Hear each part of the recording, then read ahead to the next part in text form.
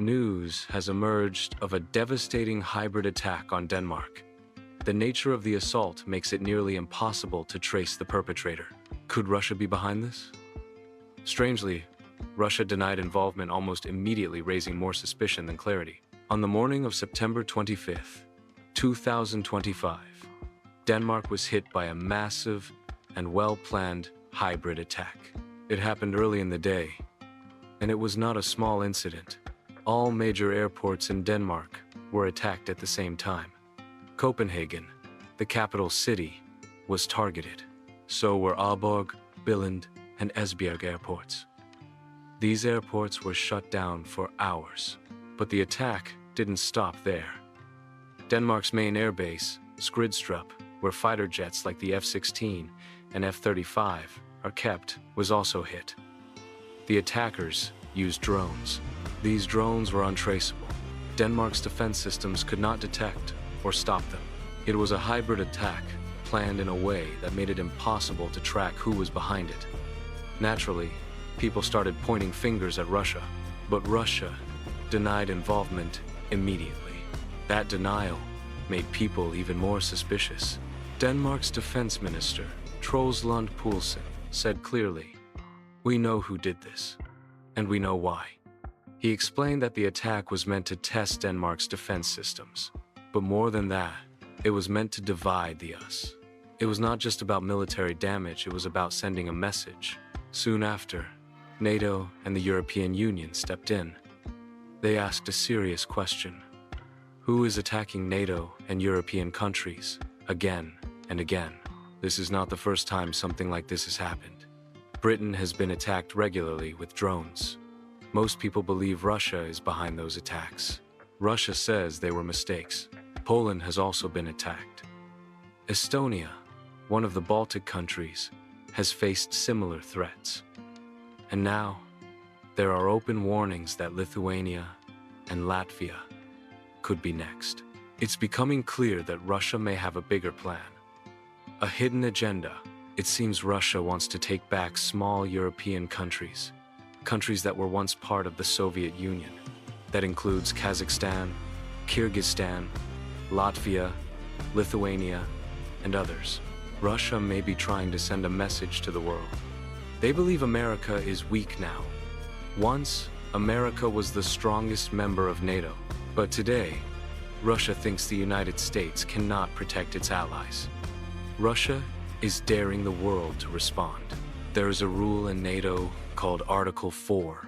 It says that if any one of the 35 NATO countries is attacked, all other members must treat it as an attack on themselves. They must respond together. Now, Estonia, Poland, and Denmark are asking NATO to hold a meeting under Article 4. If NATO agrees and decides to take action against Russia, it could lead to World War III.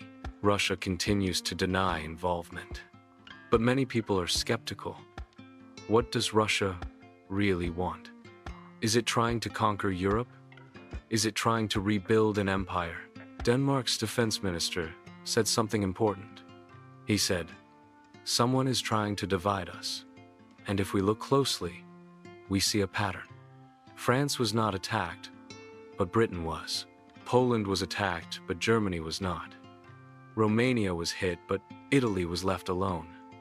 It seems like Russia is choosing its targets carefully. Maybe it wants to prove that America cannot protect Europe.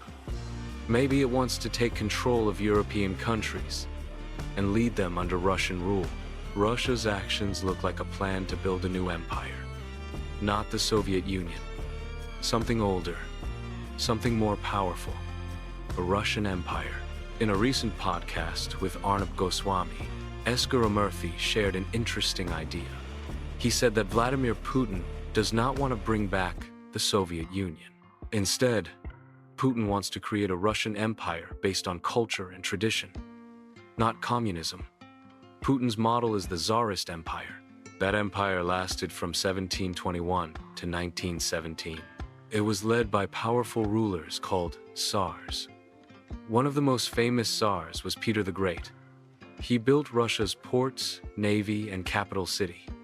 He made Russia strong. Putin wants to follow that path. He wants to unite European countries under Russian leadership.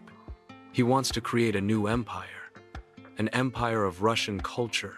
So, could the attack on Denmark be the beginning of this plan? Could it be the first step toward a bigger goal? If NATO responds with force, it could lead to a global war. A war that involves many countries. A war that could change the world. America does not want another Cold War. But Russia seems ready. Even during the war in Ukraine, Russia did not use its most dangerous weapons. It held back. That means Russia may be preparing for something bigger. There are reports that Russia brought soldiers from North Korea. That's a sign that Russia is planning something serious. So, we must ask, was it Russia that attacked Denmark? Does Vladimir Putin have a plan to rebuild an empire? The world is watching. NATO is watching. The European Union is watching. And now, Denmark is asking for help. This is not just about one country. It's about the future of Europe. It's about the balance of power in the world. If NATO decides to act, it must act together. If it does, it could stop Russia's plans. But if it doesn't, Russia may grow stronger. This is a moment of truth. A moment that could shape history. We must wait. We must watch. And we must be ready.